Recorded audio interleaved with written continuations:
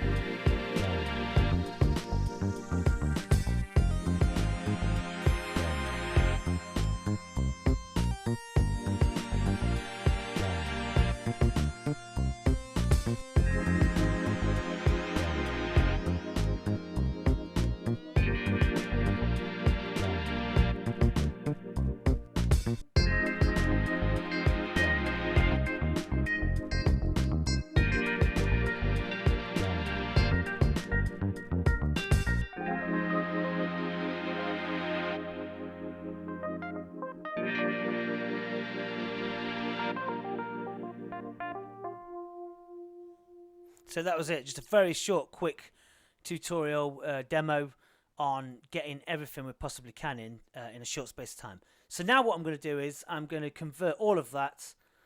Just make sure that your levels aren't, clip in before you do anything. Let's get to the main part.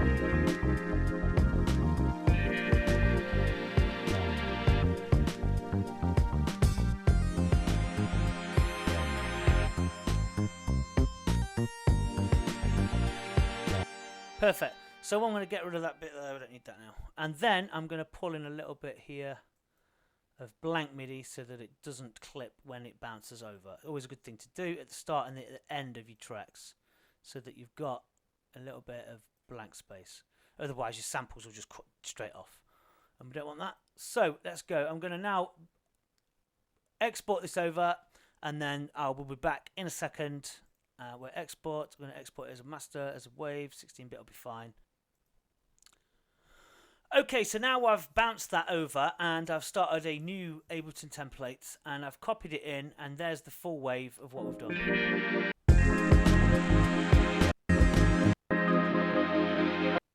Okay, so we've got that in there. So what we're going to do now is we are going to break this up into 4 sections. And the reason we do that is because it's too long for it to be spliced in transients. So I'm going to break it up for the intro like that, and then those 4, then those 4, and then the final, just leave that as it is. And what I'm going to do is I'm going to right click on that and slice to new MIDI track, select transient, and OK that. And that will just give us the intro. And we've got the intro here, which goes like this.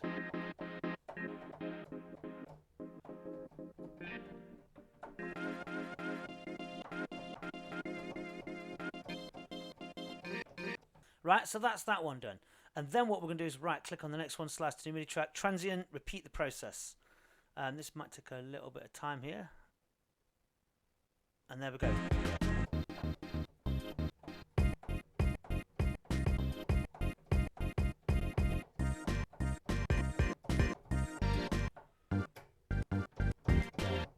Really clever stuff. And then again for the next one, same process, slice to new MIDI track, transient, and wait for that to come through. And then what we're going to do is we're going to put them all together in a drum rack in a second. So this one is this one.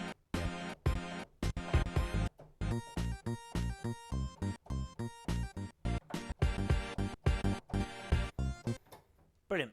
And then finally the last piece. And we'll get the Rhodes bit at the end.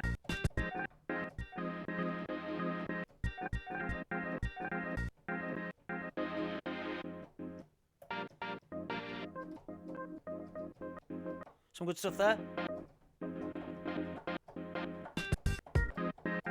And what you got to remember is this is all original stuff. It's not been sampled from anybody. You sampled it myself, so nobody can touch you if you make your own and you resample it. It's all your original work. So what we're going to do is we're going to focus on the first ones here. So what I'm going to do first is we're going to select these at the bottom one. I'm just going to rename that intro, like so, and let's just call that pink, blue, got it red or something. Okay. And then that's going to be the intro. We're going to delete that now. So now what we have on here, we're also going to delete the original loop. Get rid of that. We don't need it. On this one here, we've got intro. I'm just going to flip it around and put it there so that we've got an order of succession. So intro is going to be the opening notes. But first of all, what we need to do is come up with a beat. So we're on 100 BPM. I'm going to put the metronome on. I'm going to select the drum kit, and out of the drum kits in Ableton, I've got the Choral kit, and that is a really nice,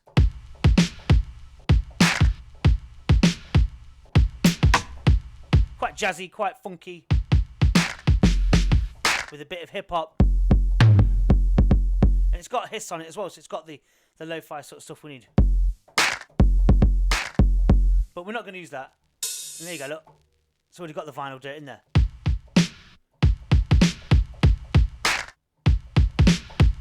See, so I'm going to program in a quick beat, and I'm just going to solo this as well, so that stuff don't play on top.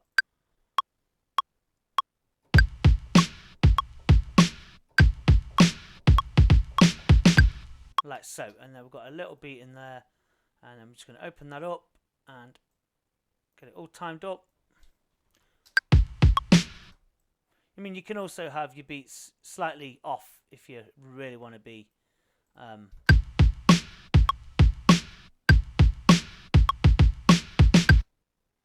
just get rid of that last note there, and I'm just going to loop that just for now. We can add to the drums at a later stage. I'm just going to get a basic loop going over those four there, consolidate them, put that there, and then on this one I'm going to add in some hats. So I'm just going to go like that, and just put a basic hat pattern in. Obviously I'm just doing this really quickly so that you just get the idea. You can obviously go mad for it later if you're doing a full track. Change the colour of that, and then just put another one in there, and then at the start here where I said we were going to do a beat, we'll copy that over there, double click on it, and take all the sounds away except the vinyl scratch. So we're going to get the vinyl dirt just in there, double click on it, and just copy that over like that. There you go. And what we're going to do with the first sample, we're going back to the sample now, and we're going to have the intro.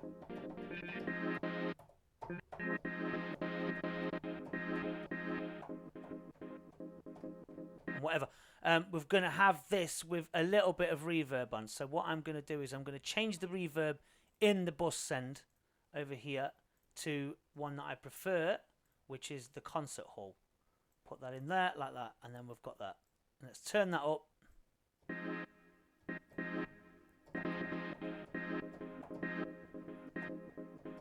And we've got a little bit of character there. Okay, so let's just put the metronome on and see what I come up with. Just give it a second.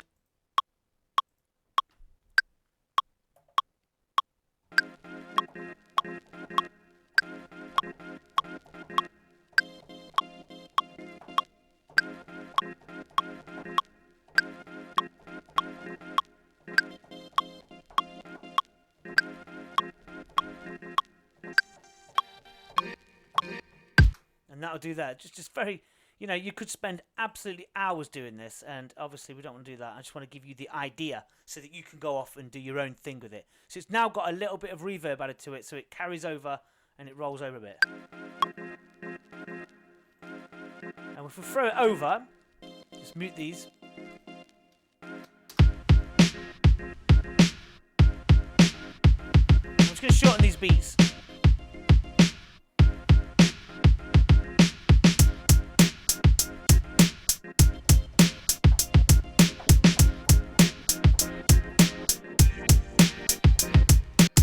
And then copy that over again, but this time what we're going to do is we're going to hit the second loop, which is Oh, I've muted it. Sorry. If we just...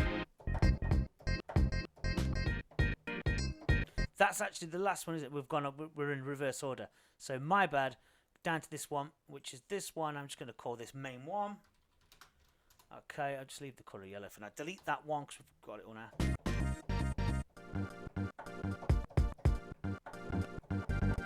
Try and avoid the ones with the kicks on. So avoid them because they're too heavy. We've already got the beat. Let's go.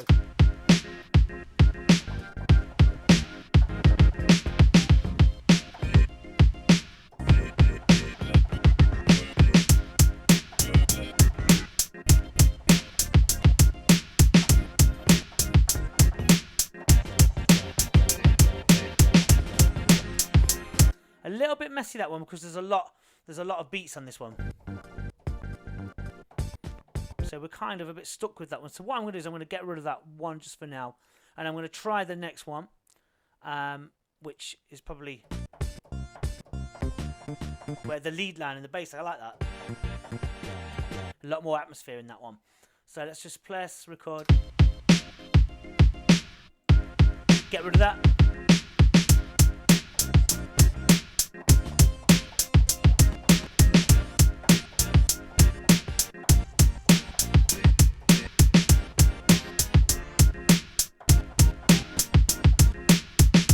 You know, you could go away and do stuff like that. So what I'm going to do is I'm going to lose this one here and play record here.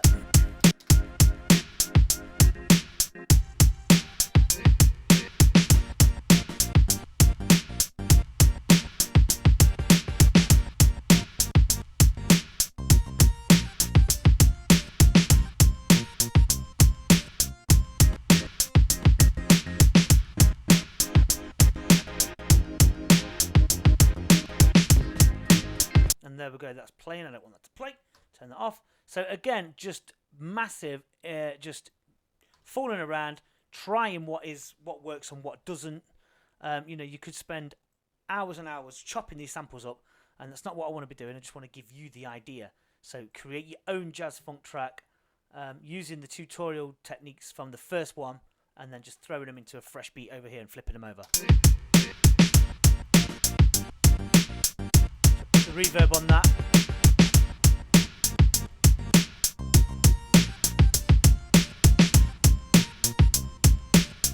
And then on the second one, on this one, we've got the final. I'm going to get rid of that first half and chuck that in there like that.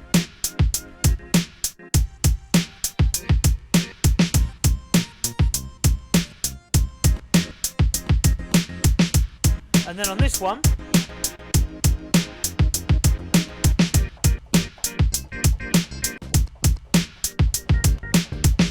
we've got the Rhodes. We'll get that in there. So put that in that one. Just press record.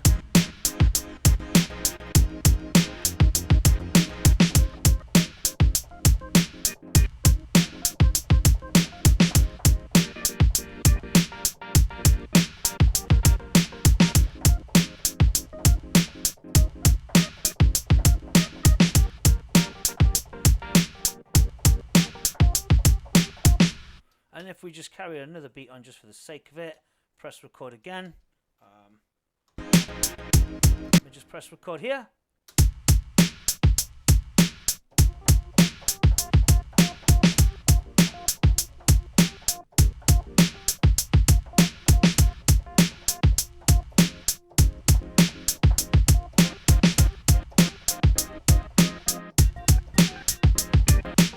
And so on.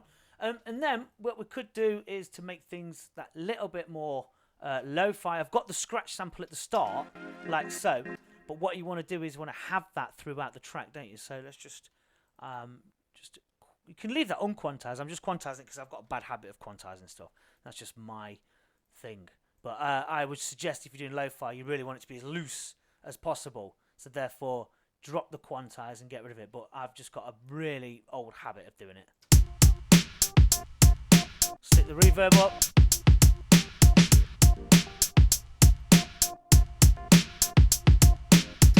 Back to the the grit effect. Two things you can do with an Ableton. is you can go straight for the vinyl distortion down here, and just drag on crack. I think let's just crack that on. Drag that over to, and there you go. Look, and you can have that throughout the track. And if you want to, obviously, just automate, set it at a level that's like that, and then when the track fades out, just automate the volume down within your parameters on the automation mode, and just so when it plays here, it's going out. Look, it's fading. So you can have that playing throughout the track on an audio channel. So you could do, that's one way of doing your distortion for genuine lo-fi, effect. You could really mess about with that. So you've got those in there, and then we're going to delete that because I don't want that on now. And then the other way of doing it, which is a less gritty way, if you want it less gritty, is get some erosion, and you can just do that with hiss. Just put that in, put it on whatever sample you want. Just put it on that sample. Okay, and let's just solo that, and there you go. But that only picks it up with the MIDI, so it would probably be best to put that, let's cut that off and stick that on the beat that permanently plays throughout, and then we've got just about pick it up there. Look, can you feel that? You hear it's very subtle because we're in drums. But if I was to do noisy instead, there you go. Look, makes it more and more, aggressive, so to speak. You can just mess about with those. You can hear it very subtly in that. But if I was to put a Rhodes on, for example, let me just quickly show you. All right, just grab piano. That'll do. Just put this on. If I was to do it with an instrument, it's a lot more effective. So it might be, perhaps another way is to record the hiss on the instrument on the original track before you flip it over. So if I just solo that and just go,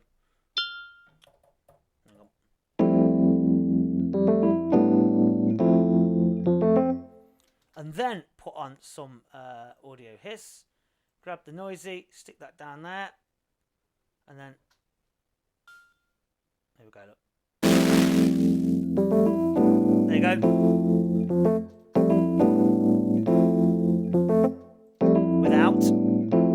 With, it's a lot more effective on instruments as it is on beats, I suppose. Depends. It all depends. It's a very personal preference thing. So that's the way to get your grits and stuff on after you've done the track. That's one way of doing it, or there's two ways of doing it with the vinyl distortion. Probably the vinyl one is better, where you automate the volume out. So anyway, back to the track. This is what we've got.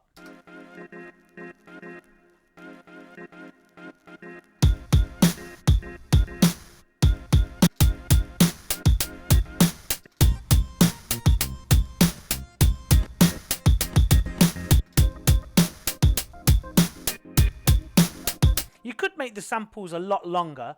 Obviously, I'm just literally pressing short shots of them because I've got them spliced in such a way. So if we wanted to open that one up, we could just make it a lot longer by opening up this and, and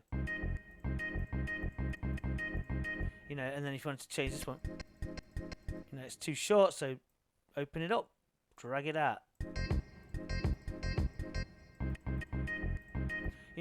These are all short shots. See that there? If we wanted to just extend that one, open up the thing and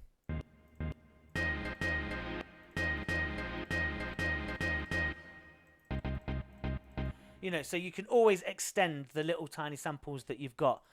These are really good short shots, but we want them to be a little bit longer, don't we? But these are all quite similar anyway because it's an intro. And then you can mess about with it in here, and you can add all of the different, you could reverse it and you can filter each sound, and it's entirely up to you what you do with it. So that is, let's turn the frequency down on that one, look. And then, you can automate it, and it's absolutely never ending what you can do with the stuff on Ableton.